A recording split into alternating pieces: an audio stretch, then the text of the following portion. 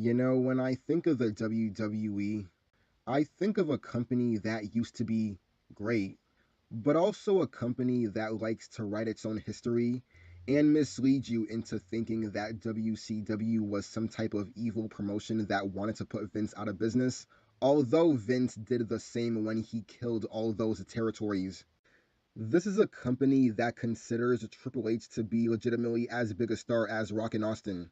And though I am a Triple H fan, I admit he was never at the level of Rock and Austin. He was a great top heel, but not a household name like Rock and Austin were. But also, this is a company that likes to paint Vince McMahon as some type of creative genius because of what he did for professional wrestling. And while I will admit he was a great businessman and a great heel authority figure, Vince McMahon was never a creative genius. And some of us need to stop pretending like he ever was. Because here's the thing, Vince McMahon has always been a stubborn old man who refuses to change in his ways and learn from his mistakes until it is absolutely necessary to do so. If you will look at the three biggest stars of WWE in the past 3 decades, you'll see that with the exception of Hulk Hogan, these talents were never a part of Vince McMahon's vision. So let's look at the three faces of WWE in the post Hogan era. So we have Bret Hart. To me, the way I see it, Bret Hart never fit the mold of Vince McMahon considers his champion. The only reason he was given a chance to become the champion was because Hogan left.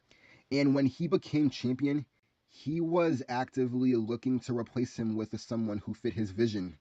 Because there was only so much you were going to get out of Bret Hart. Because while he was a great technical wrestler, he didn't have the mic skills or charisma to captivate an audience, which is why Bret Hart was never a huge draw. And also for the fact that he didn't have the look. He tried with Lex Luger, it failed. He tried with Diesel, it failed. Then we have a Stone Cold Steve Austin. And believe it or not, Vince McMahon never saw Austin as someone who could become a star. In fact, he had so little confidence in Austin's speaking abilities, he paired him up with Ted DiBiase as his manager when he was the ringmaster. Somehow, from Vince McMahon's perspective, Austin got over. And I mean extremely over. This time, he was desperate. He was losing to WCW and his company was dying for the first time ever. So he had to go against his will and get behind Austin as his main man. This luckily led WWF in its most popular period in the Attitude Era. Then we get to John Cena. I never was a fan of Cena, and I know for a fact that Cena was never supposed to be the guy. Hell, like, rumor has it that Vince McMahon and Triple H didn't like Cena back then and almost got him fired in 2002. That was until Stephanie McMahon took a liking to Cena and decided to keep him around. Triple H said that he never saw Cena as main event material to Vince. That was until WrestleMania 21 when they had him beat JBL because of how over he was in 2005. And WrestleMania 22 when Triple H put over Cena. And honestly, there was no better time for Triple H to pull out the shovel than WrestleMania 22 because fuck Cena. Cena was never supposed to be the top guy because Vince already had Brock Lesnar for that. But once Brock left and Cena was becoming more popular, he had no choice but to get behind Cena. But even then, Vince McMahon did not see Cena as the face of his company. This is evident from Royal Rumble 2005 and WrestleMania 21 was handled. Cena was more over than he's ever been in 2005, but Vince obviously wanted Batista because he fit his vision. Cena lost the Royal Rumble, and while he did wrestle for the WWE title at Mania, Batista was given the main event to give fans a clear message of who the man was. But after Batista couldn't go as a main event babyface as they hoped, Vince had no other choice but to get behind John Cena as the face of the WWE. With major exceptions of The Rock, he was depussed and almost got fired before he became The Rock. Shawn Michaels was just one of the faces that was never supposed to be the one. Like, Vince never saw any money in them until they literally became golden gooses. shitting money like Rock and Cena, or had no other viable option like Bret Hart. You see, Vince McMahon's vision was always what you saw from the new generation era: family friendly entertainment with outlandish gimmicks and technical wrestling. The only reason we got the Attitude Era was because he was forced to change his product momentarily, because WCW were breathing down their necks, because if they didn't change, they would have gone out of business, and we'd probably all be tuning into Nitro now. That is if WCW are even still alive. And I can tell you right now that once he knew that he no longer had any competition, he was going to go right back to making the company that he always envisioned.